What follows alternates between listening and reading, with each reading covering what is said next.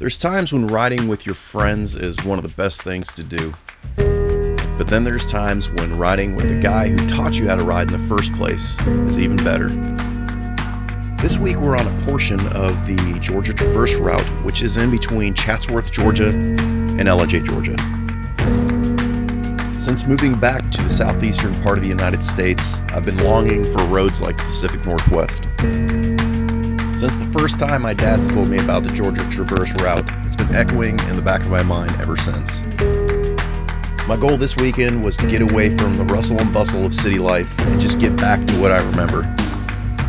Although the Southeast doesn't have as much free and open land as the Pacific Northwest, it still has its gems, like this route.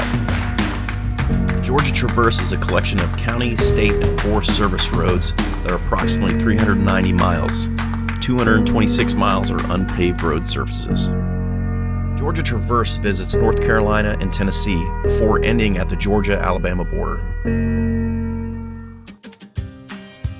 The morning started off in the 40-degree range, but slowly made its way up into the 70s, which made for a great day of riding. This first section had a little tiny church called the Little Chapel by the Creek. The ambiance of the creek and the woods would make any service one to remember.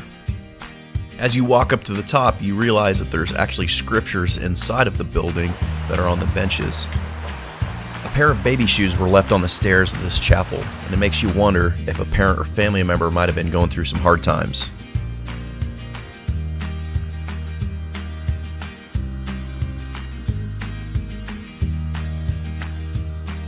The distant cousin, the mountain biker, was also on the trails with us as well.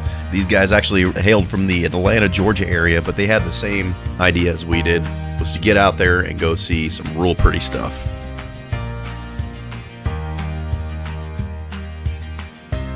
The next stop was a small but scenic roadside waterfall on Barnes Creek. I'm guessing that it's actually probably just called Barnes Creek Waterfall. If you're interested in coming to this area, the falls are just off of Barnes Creek picnic area off of Forest Service 68. Barnes Creek Falls are in the Cohutta Wilderness area of northeast Georgia. The Native American tribes were quite plentiful back in the 1800s in this area. There's a couple different meanings for what Cohutta actually means. Some say it's a shed roof supported by poles. The other says a Cherokee Indian name that translates into mountain that hold the sky.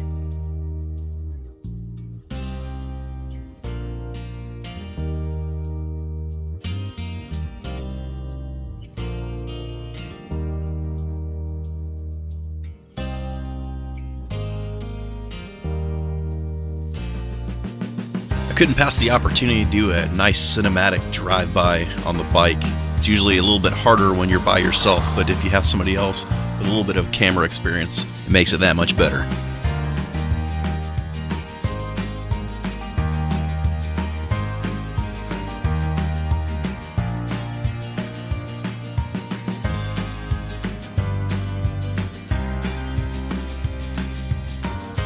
On this route, I actually counted probably around 4 or 5 good overlook views. Some had trees in the way, but the ones that didn't, I wish I had a lawn chair so I could put my feet up and just stay there for a while. No noise pollution, bright blue skies, and fresh air made this area my favorite.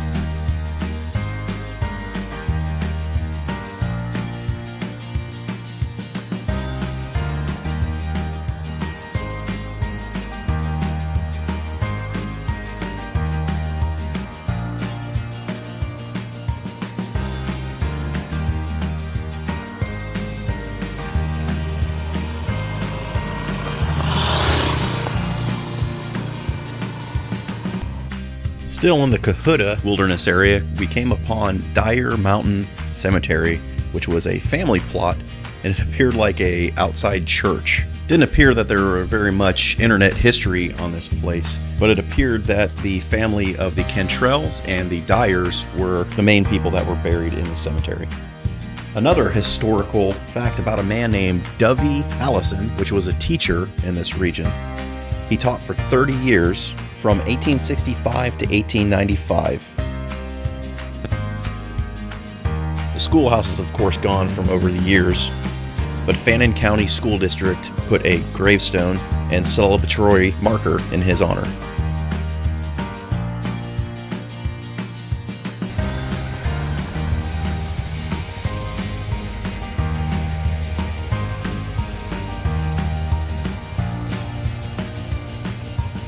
Appreciate everybody joining me today on the Georgia Traverse route. This is one little small section of the bigger route.